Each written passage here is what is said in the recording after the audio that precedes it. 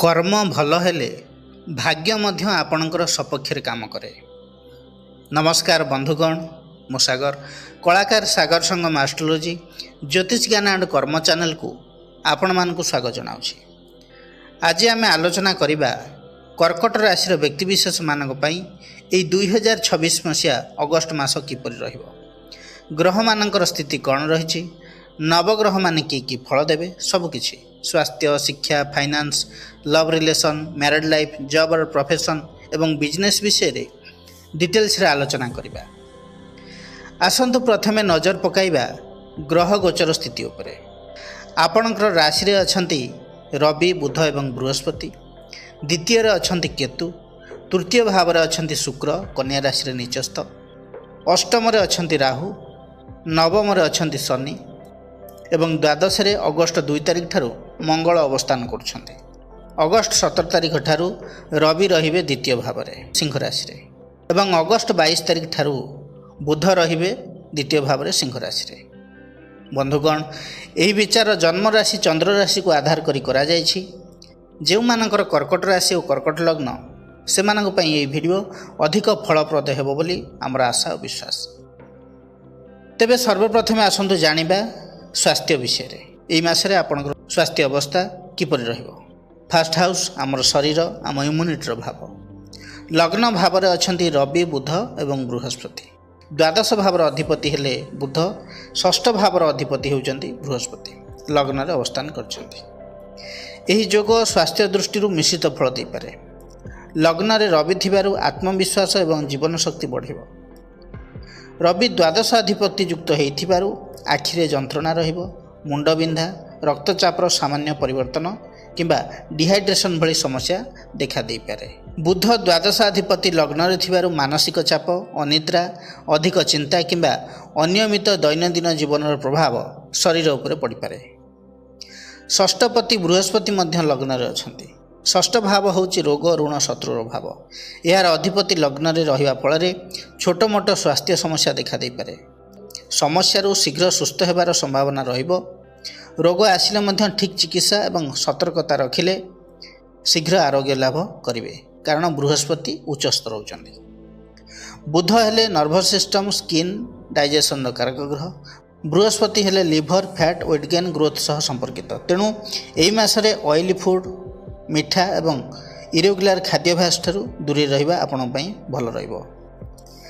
जो मानकर पूर्वर डायबिटीज अच्छी, लिवर समस्या, बीपी किंबा स्टमक रिलेटेड कौन सी रोग रही, तेबे एई मासरे चेकअप करई नेबा जरूरी। जो कर्कट राशि व्यक्तिंकर जन्मकुंडली रे बृहस्पति अस्त थिबे, दुर्बल थिबे किंबा नीच थिबे, पाप ग्रहर संपर्क रे थिबे, तेबे एई मासरे जो भली ग्रह संयोग रही सेमानकर गैस, एसिडिटी, पेट फुलिबा, लिवर इश्यू, लिवर फंक्शन दुर्बल होबा किंबा फैटी लिवर जदि थाए तेबे सतर्क रहंतु। ओजन वृद्धि किंबा शरीर रे चर्बी बढ़ी पारे। रक्त रे सुगर इनबालांस रहिबो, विशेषकर जो मानकर डायबिटीज रही। पेट रे पानी जमीबा भली समस्या रही पारे। रोग प्रतिरोधक क्षमता कमिबो, जा फल रे बारंबार संक्रमण हो पारे। अधिक क्लांति एवं लेजिनेस अनुभव हो पारे।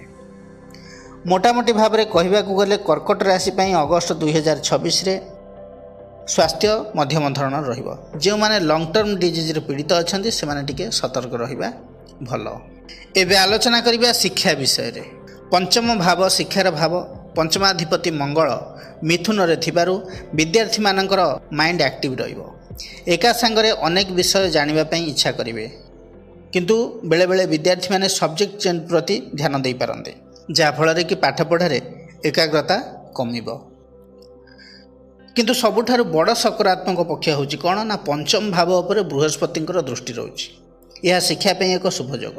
पढ़िथिबा विषय शीघ्र बुझी पारिबे, कठिन विषय मध्य धीरे धीरे सहज लागिबो। शिक्षकंकर सहयोग मिल पारे। परीक्षा रे आशा ठारु भल फल आसी पारे। न्यू स्किल शिखिबार सुयोग मिलिबो। जदि समस्या देखिबा एई मासरे तेबे पंचमपति द्वादश रे मिथुन रे थिबारु पढ़ुथिबा बेले बारंबार मन अन्यत्र जाई पारे। मोबाइल, सोशल मीडिया किंबा बंधु मानक सह सांग मानक सहित कथावार्ता रे समय नष्ट हेई पारे। तरबर होई भूल करिवार संभावना भी रहिबो। बृहस्पतिंकर दृष्टि पंचम को थिबारु मॉक टेस्ट देले भल फल मिल पारे।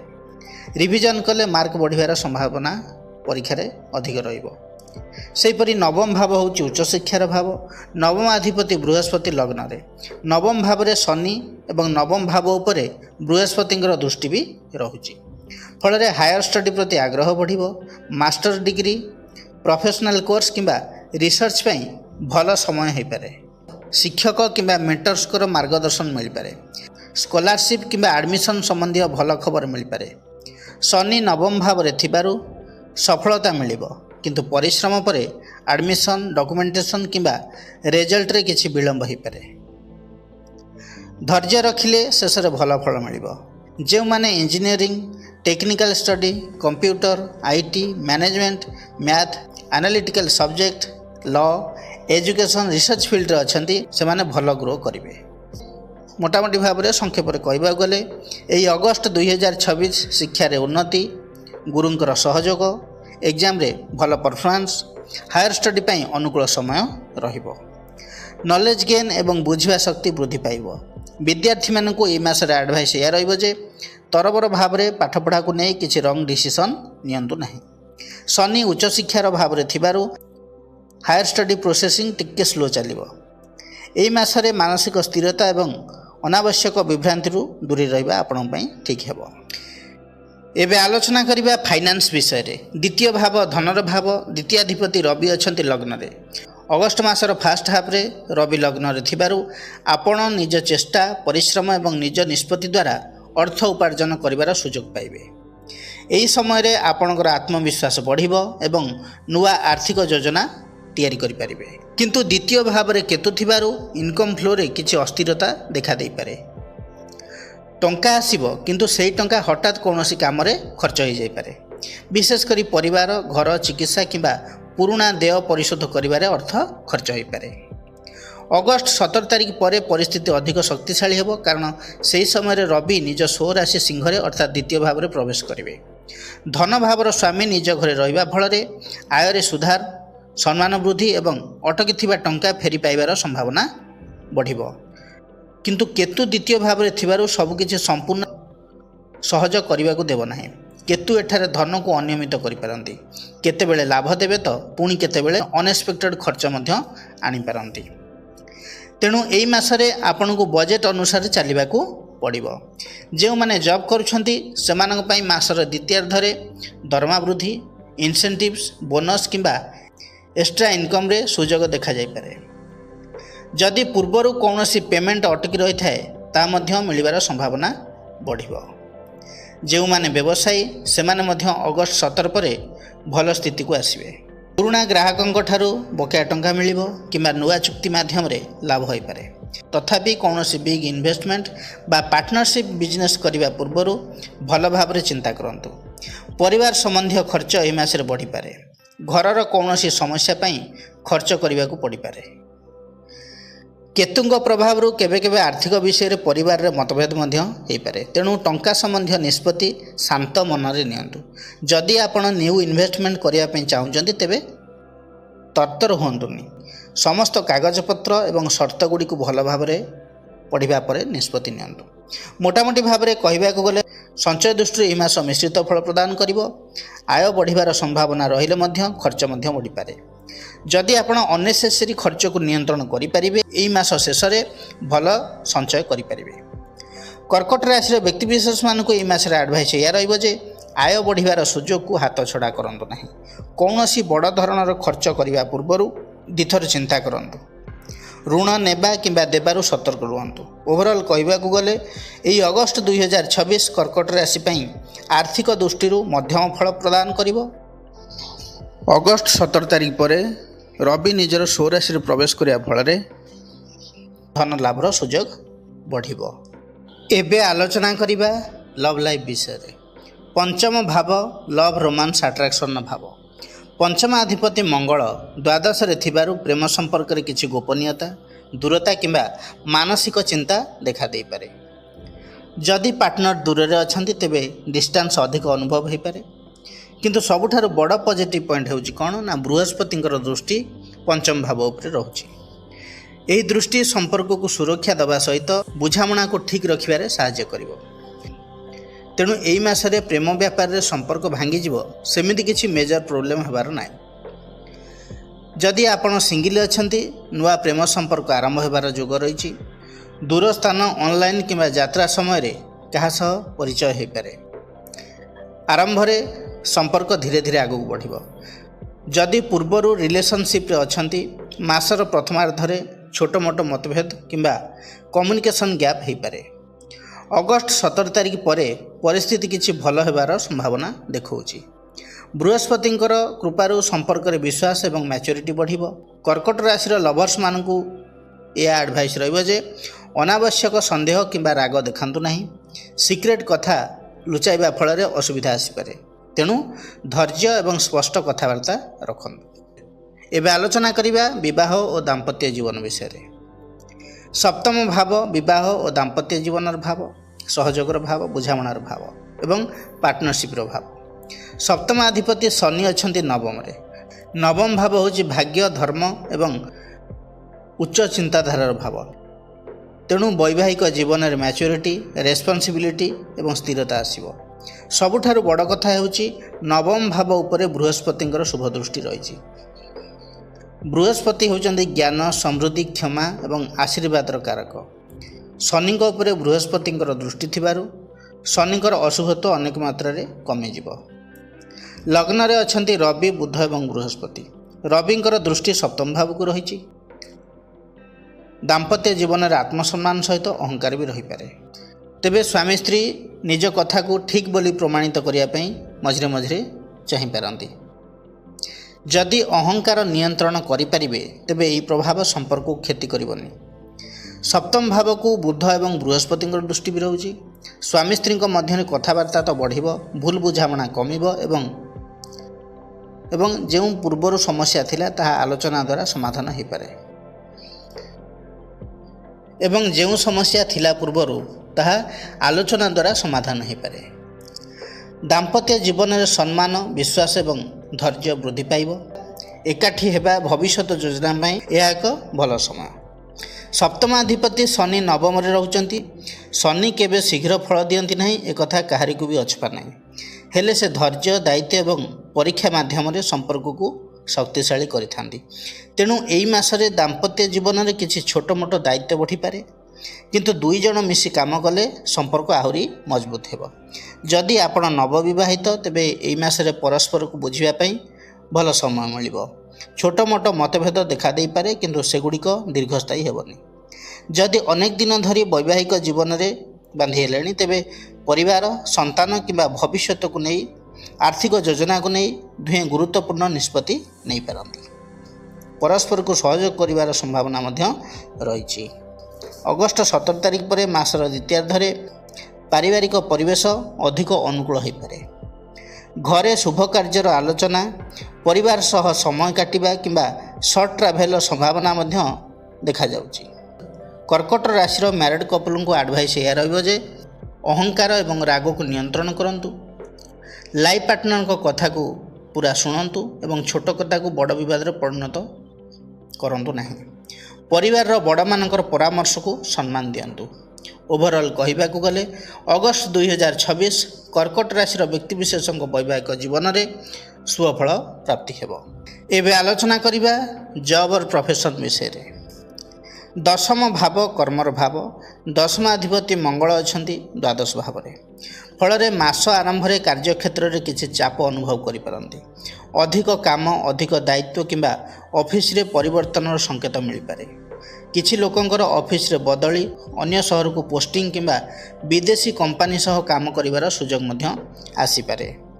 କିନ୍ତୁ ଷଷ୍ଠ ଭାବର ଅଧିପତି ବୃହସ୍ପତି ଲଗ୍ନରେ ଉଚ୍ଚସ୍ଥ ଥିବାରୁ ଆପଣ ପ୍ରତିଦ୍ୱନ୍ଦ୍ୱୀଙ୍କ ଉପରେ ବିଜୟ ପାଇବାର ସମ୍ଭାବନା ବଢ଼ିବ। ଅର୍ଥାତ୍ କମ୍ପିଟିସନରେ ଆପଣ ୱିନ୍ କରିବେ। ଅଫିସରେ ଯେଉଁମାନେ ବିରୋଧ କରୁଥିଲେ ସେମାନଙ୍କର ପ୍ରଭାବ କମିପାରେ।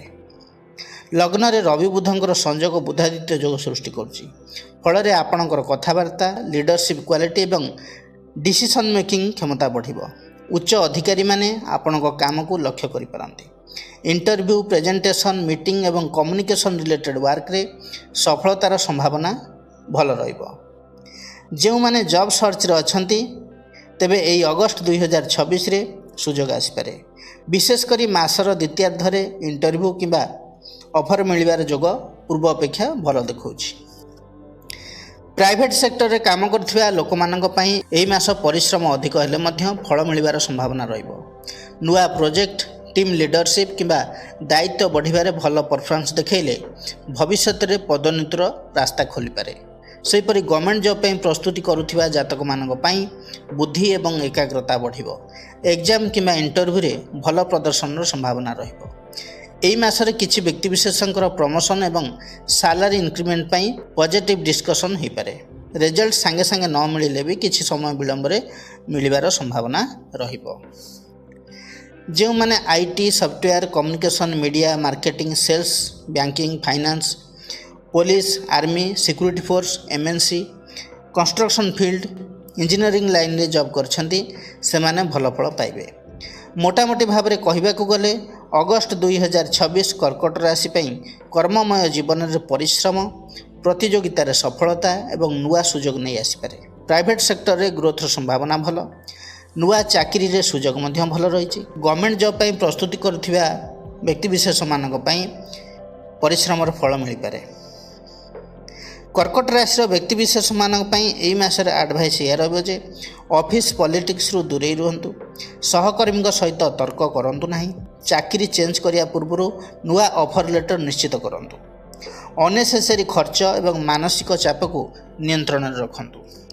ଏବେ ଆଲୋଚନା କରିବା ବିଜନେସ୍ ବିଷୟରେ। ସପ୍ତମ ଭାବ ବିଜନେସ୍ର ଭାବ।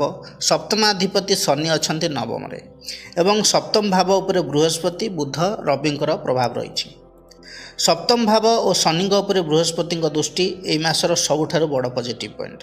ନୂଆ ଗ୍ରାହକ ମିଳିପାରନ୍ତି। ପୁରୁଣା ଅଟକିଥିବା ଡିଲ୍ ପୁଣି ଆରମ୍ଭ ହୋଇପାରେ। ଭଲ ପରାମର୍ଶଦାତା କିମ୍ବା ଅନୁଭବୀ ବ୍ୟକ୍ତିଙ୍କ ସହଯୋଗ ବି ମିଳିପାରେ। ବ୍ୟବସାୟରେ ବିଶ୍ୱାସ ବଢ଼ିବ। ସେହିପରି ବୁଧଙ୍କ ଦୃଷ୍ଟି ମଧ୍ୟ ସପ୍ତମକୁ ରହୁଛି। ବୁଧ ହେଲେ ବାଣିଜ୍ୟର କାରକ ଗ୍ରହ, ବୁଦ୍ଧି କମ୍ୟୁନିକେସନ୍ର କାରକ। ତେଣୁ ମାର୍କେଟିଂ କ୍ଷେତ୍ରରେ ସଫଳତା ମିଳିବ।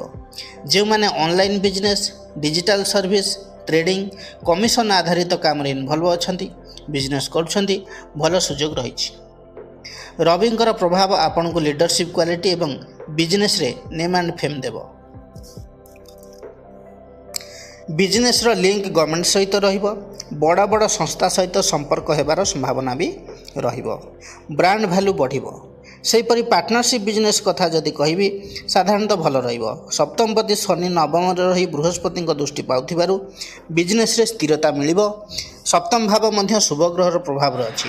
Education, coaching, consultancy, online business, digital marketing, accounting ଏବଂ ବ୍ୟବସାୟିକ ସେବା, ବୁକ୍ ପବ୍ଲିସିଂ, ଷ୍ଟେସନାରୀ ଏବଂ ଅଫିସ୍ ସପ୍ଲାଇ, କୃଷି ସମ୍ବନ୍ଧୀୟ ବ୍ୟବସାୟ, ସ୍ପିରିଚୁଆଲ ରିଲେଟେଡ୍ ୱାର୍କ ଏସବୁ ଭଲ ଚାଲିବ। ମୋଟାମୋଟି ଭାବରେ କହିବାକୁ ଗଲେ ଅଗଷ୍ଟ 2026 କର୍କଟ ରାଶି ପାଇଁ ବ୍ୟବସାୟ କ୍ଷେତ୍ରରେ ଶୁଭ ଫଳ ପ୍ରଦାନ କରିବ। ବୃହସ୍ପତିଙ୍କର ଶୁଭ ଦୃଷ୍ଟି ଭାଗ୍ୟ ଏବଂ ଗ୍ରାହକ ଏବଂ ବ୍ୟବସାୟିକ ବିଶ୍ୱାସ ବଢ଼ାଇବ। ପାର୍ଟନରସିପ୍ ବିଜନେସ୍ ମଧ୍ୟ ପଜିଟିଭ୍ ରହିବ। କର୍କଟ ରାଶିର ବ୍ୟକ୍ତିବିଶେଷମାନେ ପ୍ରତିକାର କ'ଣ କରିବେ? ଆପଣଙ୍କର ରାଶିର ଅଧିପତି ହେଲେ ଚନ୍ଦ୍ର। ଚନ୍ଦ୍ରଙ୍କର ବୀଜ ମନ୍ତ୍ରକୁ ଜପ କରନ୍ତୁ। ମନ୍ତ୍ରଟି ହେଲା ଓଂ ଶ୍ରାଂ ଶ୍ରୀଂ ଶ୍ରୌଂ ସ ଚନ୍ଦ୍ରମସେ ନମଃ। ଏହି ମନ୍ତ୍ରକୁ ଦୈନିକ 108 ଥର ଜପ କରନ୍ତୁ। ଆପଣଙ୍କ ପାଇଁ ଶୁଭ ରହିବ। ବନ୍ଧୁଗଣ, ଏହା ଥିଲା କର୍କଟ ରାଶି ପାଇଁ ଅଗଷ୍ଟ 2026 ମସିହାର ମାସିକ ରାଶିଫଳ ବିଷୟରେ ବିସ୍ତୃତ ଆଲୋଚନା। ଯଦି ଭିଡ଼ିଓଟି ଭଲ ଲାଗେ ତେବେ ଲାଇକ୍, କମେଣ୍ଟ, ସେୟାର କରିବାକୁ ଜମାରୁ ବି ଭୁଲିବେ ନାହିଁ। ପୁଣି ଆସିବି ନୂଆ ଏକ ଅଧ୍ୟାୟକୁ ନେଇ। ସେ ପର୍ଯ୍ୟନ୍ତ ରହୁଛି ନମସ୍କାର।